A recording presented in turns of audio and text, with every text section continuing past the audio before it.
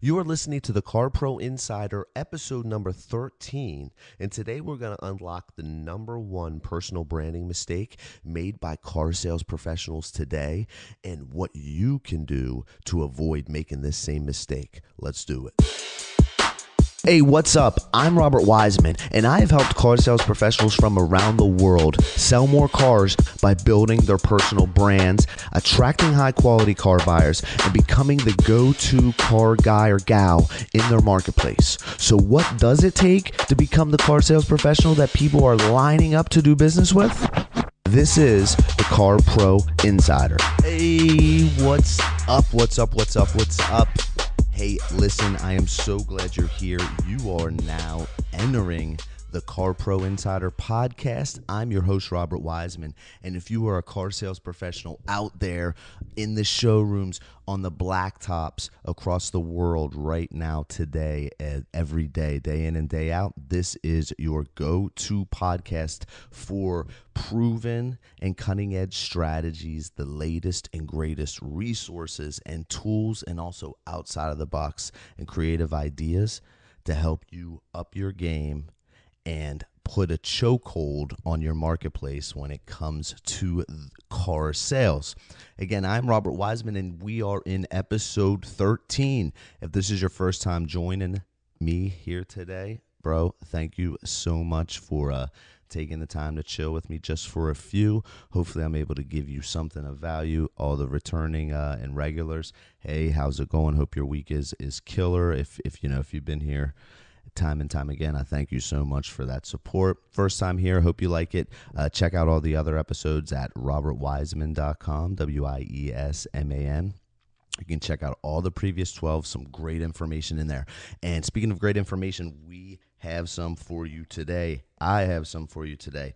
Today, we're going to talk about one of my favorite topics and passions and things that I've had a lot of experience in, and that's branding, personal branding. And we're going to talk about the number one personal branding mistake that's made by car sales professionals from across the globe. And this way you can avoid the costs of making this same mistake. How I've made this mistake in my times. Like, I've had so many failures in the past that I've learned. I know a lot of what not to do, what directions not to go in, and that can definitely be valuable. So we're going to dive into and break apart the number one personal branding mistake, so you don't have to make that. Don't make this same mistake, and I'm going to tell you kind of why that mistake is being made. All right, let's jump into that. All right, so the number one personal branding mistake made by car sales professionals today is they are not architecting their brand before they start building it. All right, not architecting it before they start building it. Now, let me explain. What I mean by architecting is building all the components of it, right? The anatomy of the brand, a couple things that are on the back end to what truly make and build a personal brand. Now, a lot of sales pros out there think that they're branding and they're handing out, business cards with their picture or referral on the back. They're doing different custom letters and things like that just have a logo on there. They have a logo, they have a name, and they think that they have a brand, and that's not the beating heart. That's not what builds a brand, right? That's not what a brand is. There's so many other things behind it that you need to architect prior to unleashing it out there into the marketplace through a website, through mailers, things like that, that if you wanted to have that super effect that a lot of you are looking for when it comes to building your personal brand. Now, let's start in with how we can avoid making that mistake. Now, here's what the components that a lot of people build in their brand, they're not putting together beforehand. I want to list through just the top 3 on this to help you out, so that way you can start architecting your brand for when you start building it into your marketplace, right? So number 1, let's do it, is your vision and mission, right? If you don't know where you're going, dude, like, come on, bro. Like, that's all. Everybody knows this one. You sure as hell are going to have a problem getting there or knowing how to get there. So you have to have a vision for what your personal brand is going to accomplish. What is it that you hope you accomplish in your marketplace? Now, this is for you. This isn't anything necessarily that you have to make publicized or even available for your consumers, for your marketplace to see, but this is for you, right? The vision is, where do you see your brand? What's going to be its effect? What are you going to be known for in your marketplace? What do you want to accomplish doing what you're doing? And next is the mission, is how you're going to get there, right? If you want to be the go-to, most respected, favorite premium Mercedes dealer in the Southern California area, what's the mission going to be to get there? The mission is going to be create top-notch, custom-tailored experiences for my marketplace that has people falling over each other to get in front of me to work with me, something like that, right? So like that would be the mission. This is what I'm going to do to accomplish this vision. All right. So you need to hammer that out first, because that's a big part of your brand. Now, this isn't about you, your life goals, your life mission. This is your personal brand, personal brand as it stands right now. Its vision and mission in the front line of the automotive industry. What's going to be the vision? And then what's the tactics? What steps, what actions are you going to take to get there? That then becomes the mission, right? Second is your target client, your favorite customers, right? Your target customers. No, that's a big mistake, is you're not out there and you're not figuring out who are the people that you want to track. What segment of the buyers do you want to create your brand to attract? Because if you try to create a brand that's going to attract all segments, you're going to get less and less and less. Now, don't get me wrong. You'll get some, right? You'll even get buyers that aren't part of your customer segment, when you build your brand focusing around a certain customer segment.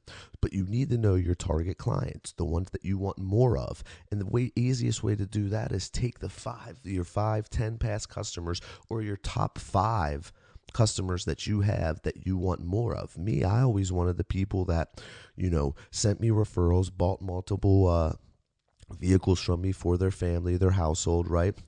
Paid me all the money, gave great CSI, and people that genuinely enjoyed their experience with me, that I genuinely enjoyed, right? This is yours. You can go out there and pick the customers that you want. And if I'm going to be marketing and spending money, my money, attracting customers, right? Why wouldn't I want to attract the ones that I want, instead of just attracting even the same low quality customer, or the customers that don't pay me all the money, or the customers that give me bad CSI, right? So go back through your customer catalog, figure out who that target segment of the market is. You could be for subprime, right? You could be focusing on getting buyers that have credit challenges, getting them into a nice car. That's a segment. It could be senior citizens, could be a segment. It could be entrepreneurs, small business owners, could be a segment, right? There's so many different buyer segments out there and type of individuals, but you need to know who this person is going into building your brand, because that's going to reflect the message that your brand is saying and the tone. Like you see, when you're building your brand, you're putting out these letters, you're putting out this card, you're trying to do a Facebook post or sending emails, what have you, any kind of marketing. How do you know what voice to use it in? What tone, what verbiage to use, what language to use? You don't, and that's why you're creating marketing pieces and messaging that looks like every other car dealer, sounds like any other person in the automotive industry, and it doesn't. It's trying to connect with people at scale, when in fact the message needs to be custom tailored around your target client, so then when it sees them, when it gets in front of them, right, they see it, it's going to resonate, it's going to connect better, and it's going to help build that relationship for you on autopilot, is what a big part of what your personal brand does for you. That's going to lead to more sales. So it's identifying your target client, the customers you want to work with. That's number 2. Number 3, and then we can wrap this up. Again, you know how we do here on the Car Pro Insider on Mondays, get you in, get you out with a little something, something. All right, next is your custom UVP, the unique value proposition. You cannot have a brand without that. That's what truly makes you different in the marketplace. Not because you're there and in front of people, that's one thing, but then you have to connect with them and you have to give them something of value in order for them to to want to come work with you, right? To pick you. So that comes into your custom tailored unique value proposition. This is what you do that's different than everybody else. This is the promise, so to speak, of your brand. And that's what a brand's backbone is that promise that you need to deliver it every time, without exception, without fail, what you promise to deliver, what you're bringing to the marketplace that nobody else is. Now, this right here, the custom UVP, unique value proposition, I call it a UVP, is 100 times easier to create, one that's effective and that's going to appeal to your marketplace when you accomplish the step number 2 that we just covered, knowing who your target client is, knowing who you want to sell to. You know what their biggest problems are, you know what their biggest pains are, what they hate about the experience, car buying experience now, what they like about the car buying experience now, what you know they would like about the car buying experience, and you wrap all that up into your unique value proposition at few sentences at best, maybe a small paragraph, and you're just detailing what makes working with you as opposed to the car guy or gal up the block different. Why are you the right one for their automotive needs? And when writing this, it's all from the customer's perspective. It's all about solving their problems. It's not about, hey, I provide great service, easy thing, there's no hassle. No, man, get creative. That's why you got to know who that client, that customer is, because you can have interviews, conversations with them, and they're going to help you find out what they like about the experience. Because obviously something that someone of your target segment likes, you want to double down on that, right? You want to make sure that you keep offering that, keep doing that as part of working with you. Stuff that they didn't like, you want to try to attack that and let it know that it won't be part of working with you, right? So that's your UVP, unique value proposition. Now, I've gone deeper into these, all 3 of these here in previous blog posts. You can find all those at robertwiesman.com/13. That's where all the links and anything associated with this episode and resources, whatnot, will all be found. Now, I have some further examples of these 3. I just want to put these in your ear, try to wake you up to that before you start sinking more money into growing a brand that's not even really a brand yet, right? I want to help you make your brand one that's different than everybody else out there that thinks that they have a personal brand, but yet they really don't. All right, so here's a quick rundown on those 3. It's your vision and mission. Got to know where you're going to get there, right? 2 is your target client. Got to know who you're talking to talk to them, right?